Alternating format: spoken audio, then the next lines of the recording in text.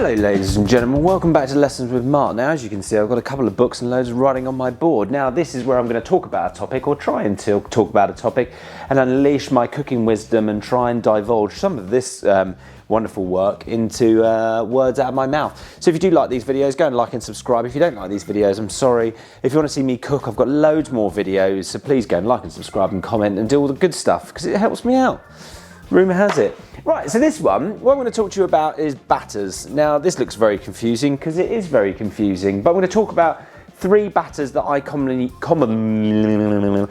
use and how I flex them throughout life. So this one over here is from this amazing book, which if you like fried chicken, this book is absolutely bloody wonderful. Fried chicken recipes from East and South Asia.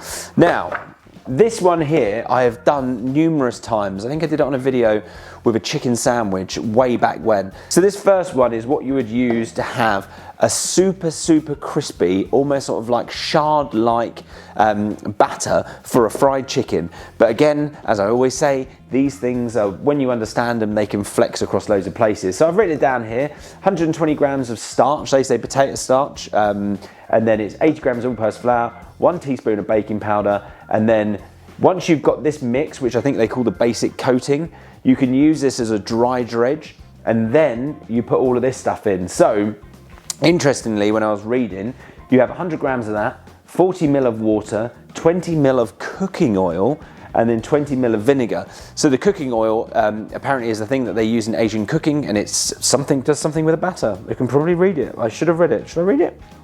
Adding oil in batters is common in Chinese cuisine. I got the idea of adding vinegar when I made fried versions of margaritas. Anyway, so adding cooking oil, very interesting. Never even done that before. I obviously didn't read the recipe correctly because I didn't put it in. Obviously you can put flavours in there, a bit of salt, a bit of MSG, a bit of smoked paprika, whatever you fancy, all right?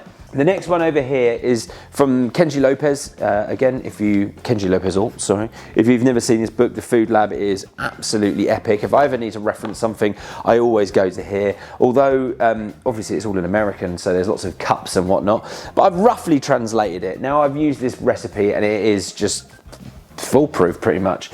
So this will give you your classic battered fish. So Americans, you can read that, but 190 grams of flour, 65 corn flour, quarter teaspoon of baking powder, and then beer and vodka. Now, vodka is quite an important ingredient, shall we say, in the making of a delicious, light, crispy batter.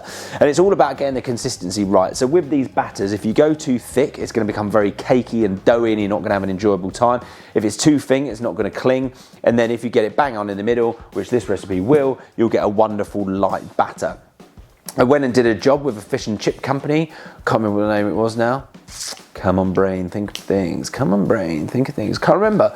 But the interesting thing that they say is people perceive fried fish or battered fish as being a very unhealthy option. But what happens, the batter creates a lovely barrier and the fish steams in the middle. So it's actually, if you don't eat all the batter and you just eat the fish in the middle, it's wonderful. I suppose a bit like salt bacon, isn't it? But deep fried.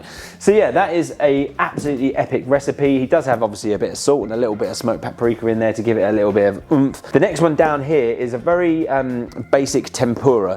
Now I do tempura quite a lot, and I'm quite good by doing it by eye. So 70 grams of corn flour, 30 grams of plain flour. Then all I do is I mix that together, and then I, with my fingers, just pour in sparkling water and just mix it together until I get a good consistency. Now when I was talking about thick batters and thin batters, corn flour is one of the, tempura is one of those ones where it's on the verge of looking too thin, okay?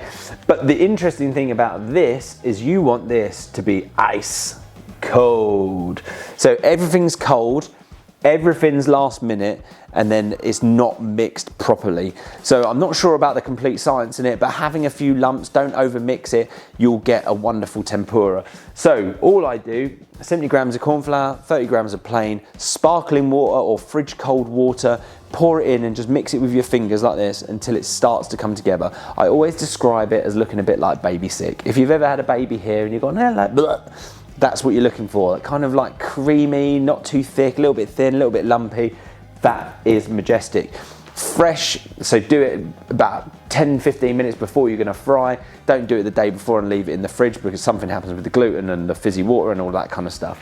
Then when you drop it in, all you do is you drop it in, give it a little mix, then when you pull it up, you'll be like, oh, it's not sticking. Don't panic. Straight out, straight in, and you'll get a wonderful crispy batter. If this video does serve a purpose, go buy this book. And if you've never bought this book, go buy this book. Don't forget to like and subscribe. I hope that helped.